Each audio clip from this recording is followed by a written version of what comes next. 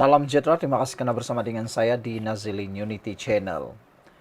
Sebelum ini kita sudah mendengar berita-berita kabar angin. Kononnya ada 10 ahli parlimen Barisan Nasional UMNO yang akan menyokong Muhyiddin Yassin menjadi Perdana Menteri. Berita ini kembali hangat pada waktu ini. Berita kabar angin ini jangan dibuang begitu saja. Biasanya kabar angin ini boleh jadi benar.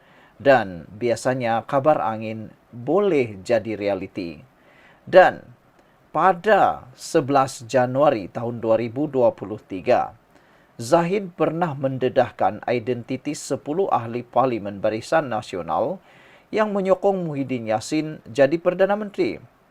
Anda boleh merujuk semula dalam BH Online pada tarikh 11 Januari 2023.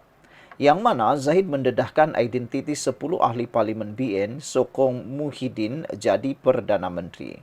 Adakah 10 ahli parlimen Barisan Nasional yang didedahkan oleh Zahid Hamidi pada tahun 2023 ini adalah orang yang sama yang bakal dibeli, bakal dipujuk, bakal terpujuk, bakal terjual menyokong Perikatan Nasional membentuk kerajaan seperti yang didedahkan oleh Zahid Hamidi baru-baru ini, yang mana mereka kononnya menawarkan tawaran Perdana Menteri kepada Zahid Hamidi, tetapi Zahid Hamidi kata dia tidak termakan hasutan, tidak termakan tawaran tersebut. Tawaran itu merugikan semata-mata. Pada tarikh tersebut yang disebutkan itu, Zahid Hamidi mendedahkan 10 ahli parlimen Barisan Nasional termasuk daripada UMNO yang menandatangani surat akuan bersumpah menyokong pelantikan Tan Sri Muhyiddin Yassin sebagai Perdana Menteri selepas pilihan raya umum ke-15. Pendedahan itu dibuat pengerusi BN yang juga timbalan Perdana Menteri ketika berucap pada sesi taklimat khas Presiden UMNO yang diadakan secara tertutup sempena Persidangan Agung UMNO tahun 2022 PAU 2022 di Pusat Dagangan Dunia Kuala Lumpur.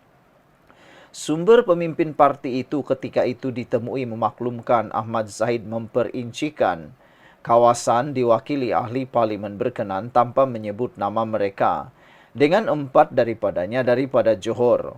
Ahli parlimen ini adalah mereka yang menyokong Muhyiddin ketika kemelut pembentukan kerajaan tercetus selepas PRU 15 yang lalu. Nama ahli parlimen BN yang dirujuk Ahmad Zahid itu pula bukan sepenuhnya daripada UMNO, sebaliknya sebahagian daripada mereka mewakili parti komponen BN lain. Mereka diminta untuk membatalkan SD yang ditandatangani untuk menyokong Muhyiddin, dan semuanya akur dengan arahan itu kerana parti tidak membuat sebarang keputusan untuk menyokong sama ada PN atau PH ketika itu, katanya lagi. Melalui taklimat sama juga katanya Ahmad Zahid mendedahkan cubaan pihak tertentu yang mahu mendesaknya supaya berundur daripada pengerusi Barisan Nasional, namun gerakan itu berjaya dihalang. Sementara itu, sumber menyatakan Ahmad Zahid menjelaskan wujud cadangan untuk UMNO menyertai blok pembangkang selepas PRU 15, namun pertimbangan itu sukar dipersetujui, memandangkan UMNO perlu memilih antara Perikatan Nasional atau Pakatan Harapan. Zahid Hamidi menjelaskan keputusan menyertai kerajaan bukan dibuat olehnya, sebaliknya dipersetujui oleh pemimpin utama BN ketika menghadap yang di-Pertuan Agong Al-Sultan Abdullah Riyatuddin Al-Mustafa Bilal Shah.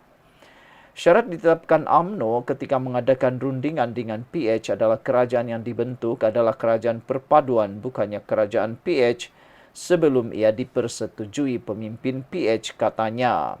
Saudara-saudara sekalian, pendedahan pada bulan Januari tahun 2023 itu berulang lagi pada 2 Disember tahun 2023.